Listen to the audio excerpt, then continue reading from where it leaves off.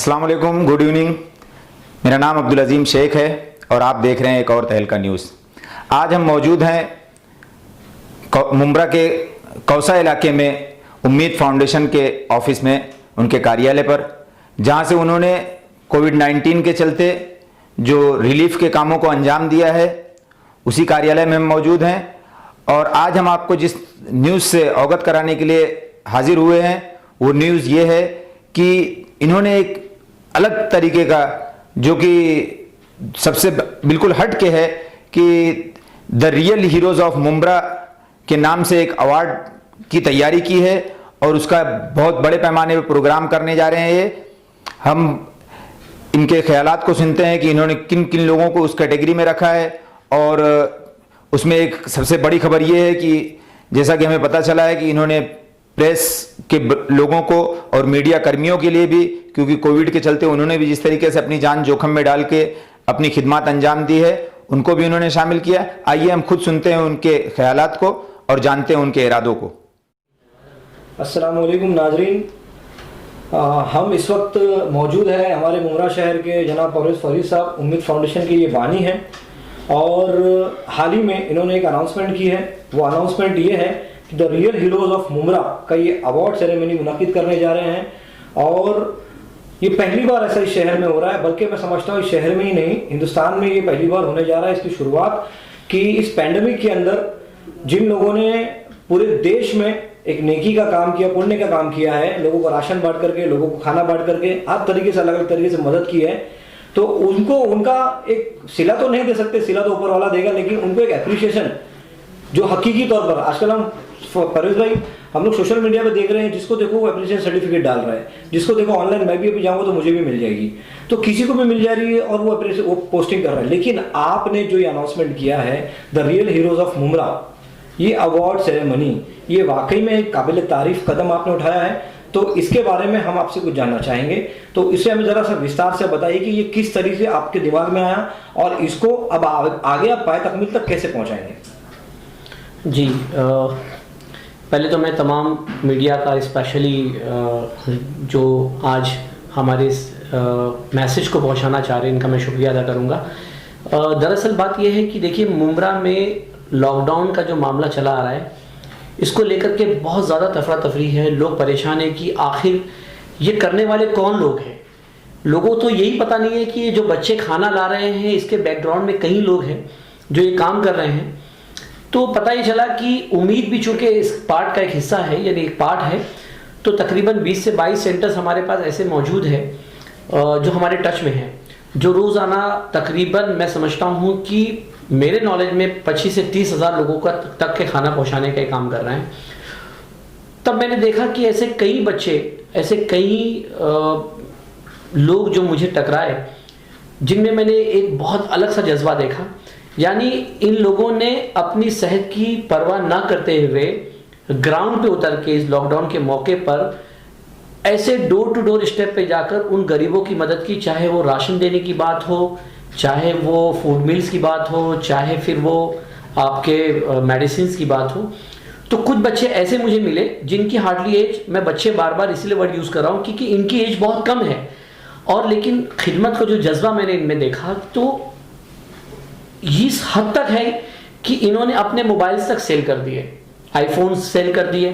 कुछ बच्चे ऐसे मिले मुझे जो सैनिटाइजर करते थे, बिल्डिंगों की टाकियां साफ करते थे, उससे जो पैसे मिलते थे उससे वो अनाज खरीद करके राशन जो है वो फूड मिल बनाते थे, राशन की किट डिस्ट्रीब्यूट करते थे। मुझे एक शख्स ऐसा भी टकराया जिसने अपना फ्लैट बेच दिया। तो मैं समझता हूँ कि ये वो मिसालें हैं खिदमत खल्क का, ये वो आला सतह हैं कि अगर इनको हमने लोगों के दरमियान पेश नहीं किया तो हमारी बड़ी नाकदरी होगी। यही वजह है कि जहन में ये ख्याल आया, कुछ हमारे साथियों के साथ मशवरा किया, तो इन्होंने कहा कि बिल्कुल ऐसे लोगों को ज़रूर अवार्ड देना चाहिए, और ये अवार्ड का नाम ही हमने रखा है रियल हीरो ऑफ मुंब्रा। लेकिन ये लेना भी इतना आसान नहीं है, क्योंकि इसके लिए बहुत सारी हमने वो डॉक्यूमेंटेशंस बनाए हैं जो बहुत जल्द मंजर आम पर आ जाएगा, सामने आ जाएगा। उसमें बहुत सारी कैटेगरी है। बेसिकली फ़िलहाल तो हमने 2 कैटेगरी को बहुत ज़्यादा मेंशन किया। एक तो फूड मैनेजमेंट, जिन्होंने फूड पे काम किया, जिन्होंने राशन की किट डिस्ट्रीब्यूट की, या फूड बिल्स प्रोवाइड किया, ऐसे लोग हैं। और एक जो है वो मेडिकल असिस्टेंट और साथ साथ मेडिकल सर्विसेज है। तो 2 ही कैटेगरी हमने कवर किया। तो इन 2 कैटेगरी में हमने एनजीओज को भी शामिल कर लिया है, इंडिविजुअल पर्संस हैं जो अपना बेसिकली फॉर्म भरेंगे ऑनलाइन, जो www.ummeedfoundation.in/real hero of Mumra करके लिंक रहेगी, जिसमें अपने फॉर्म्स फुलफिल किए जाएंगे एनजीओज की तरफ से। और स्पेशली हमने उन लोगों को भी शामिल किया जो यहाँ के डॉक्टर्स हैं, यानी वो भी माशाल्लाह इसमें शामिल हैं। फिर अचानक ख्याल आया है, मशवरे में यह हुआ कि भाई ये पूरे लॉकडाउन के मौके पर एक स्वीपर का बहुत बड़ा रोल रहा पूरे मुमरा में। पूरे मुमरा ही नहीं, मैं तो कहूँगा कि ये पूरे देश भर में बहुत बड़ा रहा, लेकिन मुमरा स्पेशली मैं बार बार इसलिए कहता हूँ कि बहुत ज़्यादा क्राउड है, मुस्लिम अग्रसित वाला इलाका है, लोग हमेशा नेगेटिविटी पेश करते हैं। लेकिन यहाँ पर भी जो लोगों ने काम किया, स्पेशली स्वीपर की बात करूँ तो माशाल्लाह बहुत बड़ा रोल रहा। इसीलिए इनको भी नज़रअंदाज नहीं किया जा रहा है, इनको भी इंशाल्लाह इसका अवार्ड का मुस्तहिक हम ठहरा रहे हैं। और बहुत जल्द ये लिंक आने के बाद जो लोग डॉक्यूमेंट फुलफिल करेंगे, उसके बाद इसकी एक कमेटी है बाकायदा ज्यूरी की, जो इसके ऊपर में डिसीजन लेगी। इससे बहुत सारी चीज़ें मांगी गई हैं, जैसे क्या आपने लॉकडाउन के टाइम काम किया तो ये फंडिंग कहाँ से आई, इंडिविजुअल आपने किया, और कितने लोगों को आपने सपोर्ट किया, कितने दिन आपने काम किया, इसका कोई डॉक्यूमेंटेशन है, कुछ फोटोग्राफ है, कुछ वीडियोस है, कुछ शेयर करने की बात है। और इंशाल्लाह उसके बाद ये बॉडी डिसाइड करेगी मैनेजिंग कमेटी की, और वो डिक्लेयर करेगी। उसके बाद जैसा भी होगा इंशाल्लाह, तो बहुत जल्द ये अवार्ड जो है इंशाल्लाह हम लोग कई ऐसे कोशिश कर रहे हैं कि गवर्नेंस को हम साथ में शामिल कर ले, चाहे फिर वो कलेक्टर हो, कमिश्नर हो, इनको भी माशाल्लाह हमने मेल के जरिए अपने मैसेजेस पहुंचा दिए किस टाइप का प्रोग्राम हम कर रहे हैं, क्योंकि इन्होंने भी काफ़ी सपोर्ट किया, एसेंटाइल पास सपोर्ट किया, यानी पासेस दिए लोगों को ताकि वो इस फील्ड में काम करें। और ये डेली अपडेट्स हम लोग बाकायदा कलेक्टर्स को दे रहे हैं।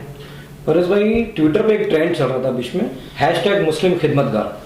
तो ये #मुस्लिम खिदमतगार भी अल्हम्दुलिल्लाह ट्रेंड मुमरा से शुरू हुआ, और मुमरा के अपने बच्चों ने ही इसको शुरू किया, और ट्विटर पे जो है ना हर जगह उन्होंने इसको डालना शुरू किया।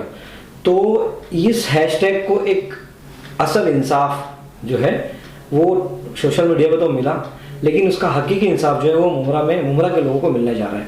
तो इससे मुझे लगता है कि बाकी बकिया जो शहर है वो भी शायद इंस्पायर होंगे, और वो भी अपने शहर के लोगों के लिए इंशाल्लाह उनकी हौसला अफजाई के लिए काम शुरू करेंगे। पर एक सवाल कि आपने कहा कि बहुत सारे डॉक्यूमेंटेशन मांगे गए, बहुत सारे फोटोज वगैरह मांगे गए, कुछ ऐसे भी लोग होंगे जिन्होंने बंद मुट्ठी, बंद दरवाजा लोगों की मदद किए हैं, और इस तरीके से किए जिस तरीके से आपने सोचा है।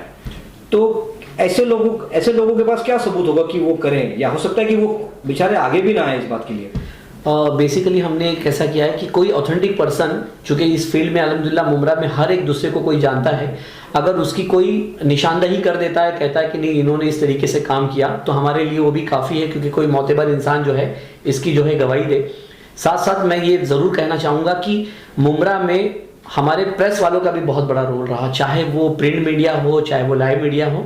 तो मैं उन तमाम को भी इसका मुस्तहिक ठहरा रहा हूँ। उसकी वजूहात ये है कि इन्होंने भी बेसिकली सच्चाई को हमेशा सामने पेश किया। ऐसे रेड जोन इलाके में भी जाकर उन्होंने उसकी फोटोग्राफी की, और पब्लिक को जो घरों में थे उनको बाकायदा इसके डे टू डे इनको आगाह किया, इनको बताया। तो इंशाल्लाह ऐसे जो भी हमारे बेसिकली मीडियाज़ वाले जो मुमरा में रहते हैं, इंशाल्लाह उनके लिए भी हमने बहुत अच्छे से प्लानिंग किया है। और मैं उम्मीद करता हूँ कि ये काम सिर्फ उम्मीद फाउंडेशन का नहीं है, ये काम हम तमाम उन लोगों का है जो मुमरा में रहते हैं, जो जिम्मेदार हैं। हमको सब मिलकर इंशाल्लाह इन तमाम लोगों की सराहना करनी चाहिए जो इस काम को ग्राउंड पे करते हुए आ रहे हैं। चूंकि ये लॉकडाउन का मतलब ये नहीं है कि कुछ चंद महीनों के लिए और ये बंद हो जाएगा, ये मुस्तकिल तौर पे और कितने साल या कितने महीने जाएगा इसकी कोई मालूमात नहीं है। क्योंकि अभी इसका सबसे बड़ा इफेक्ट जो आएगा, जो हमने एनालिसिस किए हैं स्पेशली, वो एजुकेशन और हेल्थ पे सबसे बड़ा रहेगा। तो इंशाल्लाह इन्हीं तमाम टीम के साथ हम लोग इस काम को और कंटिन्यू करेंगे। लेकिन ऐसे रियल हीरोज़ को दरमियान में लोगों के लाना बेहद ज़रूरी है, और उम्मीद फाउंडेशन का मकसद ही यही है कि ऐसे लोगों की सराहना की जाए, इनको अवार्ड से नवाजा जाए, ताकि इसकी रिपोर्ट सेंट्रल गवर्नमेंट तक पहुँचे कि इन्होंने किस हद तक जाकर के लोगों की इंसानियत की मदद की। यही उम्मीद फाउंडेशन का मकसद है। मनोज भाई, जिस तरीके से आपने लोगों को इंस्पायर करने के लिए, लोगों की हौसला अफजाई के लिए कदम उठाया है, तो एक आपसे सवाल मेरा ये है कि जैसा आपने प्रेस का जिक्र किया कि प्रेस वाले जो है वो काफ़ी मेहनत कर रहे हैं, मैंने तो यहाँ तक देखा है कि प्रेस वाले जो है बेचारे पीपी किट पहन करके उन्होंने Right. मैयत तक के उठाई है। जी।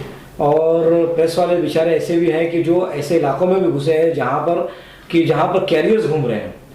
तो क्या इस कैटेगरी में आपने प्रेस वालों को रखा है, इस कैटेगरी के अंदर प्रेस वालों को भी रखा है इस अवार्ड के अंदर? बिल्कुल रखा है। असल में चूंकि प्रेस वाले चुनिंदा हैं जो मैं पर्सनली जिनको जानता हूं, इसलिए फॉर्म्स तो उनको बेसिकली भरना नहीं है, लेकिन उनकी लिस्टिंग करके हम उनको रिवाइज करेंगे, उनको उसको रिटर्न करेंगे, उनको बताएंगे कि इस तरीके से आपकी डॉक्यूमेंटेशन हमने की, क्योंकि पूरी वीडियोस भी हमारे पास है बेसिकली लॉकडाउन की। तो वो एक खुद बहुत बड़ा सबूत है कि उन्होंने जो है मंजर आम पर जो न्यूज़ लेकर आई वही हमारे लिए काफ़ी है।